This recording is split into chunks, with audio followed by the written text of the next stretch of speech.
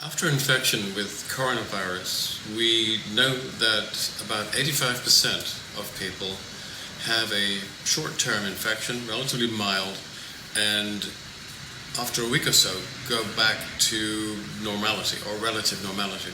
We know that 15% go on to become more ill and will require hospitalization. What is it that determines whether you're going to be in that 85% group or the 15% group? Now, we know that there are risk factors including obesity, age, smoking, and comorbidities, but I'm not going to talk about that for the moment because I think that there's another factor which has been overlooked and which may be more important. And here the time course is important. After infection, there is a period of up to 7 or 9 days during which there will be a viremia. That is, the virus is detectable in blood, in the back of the throat and certain other tissues.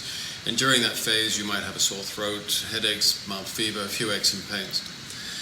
And the fork in the road at this later period, at 7 to 9 days, the ones who go downhill move towards a viral pneumonia, which then becomes a mixed viral, bacterial, and finally fungal pneumonia. The time course is important, because if the critical events that determine whether you're in the 85 or the 15 group are occurring within such a short time frame, that means that it is the innate immune system that is deciding whether your immune system will get on top of the virus and you'll recover or not. Now, the innate immune system is interesting because it's very susceptible to dietary influences. So, for example, its cellular components, such as neutrophils, macrophages, can only function optimally if you have 1,3,1,6 beta-glucans in the system. The other very important component of the innate immune system is lactoperoxidase, which plays a key role in protecting the nose and throat and the respiratory tract. And that is an enzyme that depends on the presence of iron as a cofactor and cyanogenic groups to produce hypothiocyanous and hypothiocyanate ions. Now, we know that the coronavirus is vulnerable to hydrogen peroxide and to hypothiocyanous and hypocyanate ions. Both of these compounds damage the structure of the virus and prevent it from re-entering a cell and multiplying. Now, the innate immune cells produce hydrogen peroxide, and for that you need the 1,3,1,6 beta-glucans. The enzyme lactoperoxidase produces the hypothiocyanous and hypothiocyanate ions, and for that you need the iron, you need the cyanogens.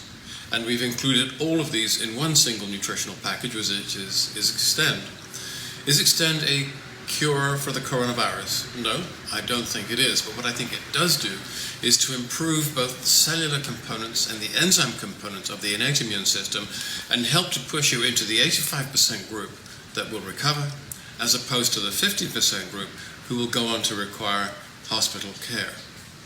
Now, if by using this formulation we can push you into that 85% group, if by giving this to enough people we can increase the split from 85-15 to 90-10, we can cut the numbers of people who need hospitalization by a third. That would be an enormous boon. And I'm talking about compounds here that are natural, they're derived from the diet, they're extremely safe and very, very suitable for public health management programs. I think this is the way forwards.